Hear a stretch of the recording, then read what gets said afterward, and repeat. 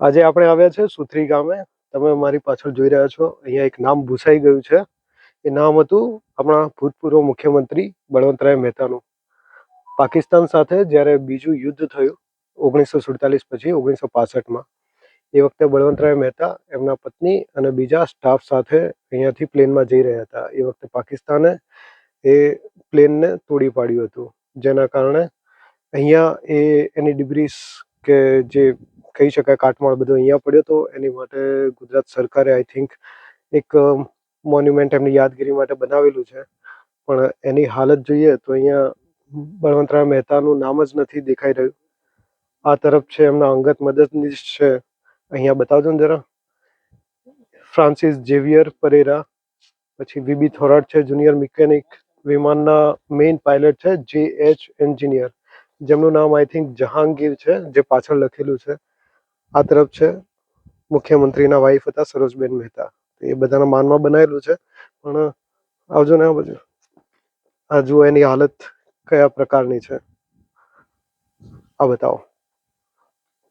અહીંયા ટાઇલ્સો વગેરે ઉખડી ગઈ છે. ખબર નહીં છેલ્લા કેટલા દિવસથી બંધ પડ્યું હશે આ રીતે, કંઈ ખબર નથી. અહીંયા છે AM ડિકોસ્ટા, રેડિયો મિકેનિક છે. KP શાહ, મુખ્ય સંવાદદાતા ગુજરાત સમાચારના, જે એમની સાથે હતા એ વખતે.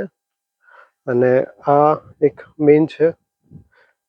એની અંદર આપ જુઓ તો અહીંયા પણ મુખ્યમંત્રીનું નામ છે, એમના વાઇફ છે, અને અહીંયા બાકી બધાના નામ છે. પણ આ ઉપર છત જોઈએ તો સળિયા પણ સડી ગયા છે.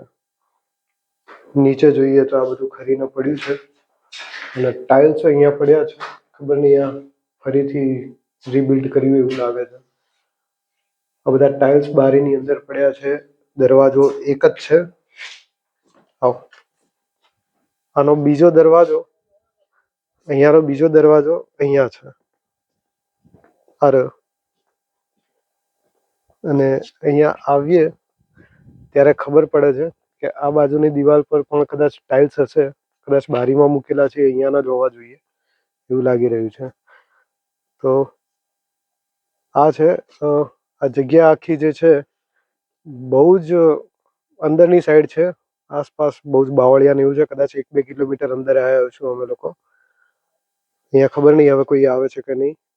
હમણાં કોઈક એવી વાત કરી કે જે પાયલટ હતા એમના પરિવાર દર વર્ષે અહીંયા આવતો હોય છે, બાકી કોઈ નથી આવતું. Thank you.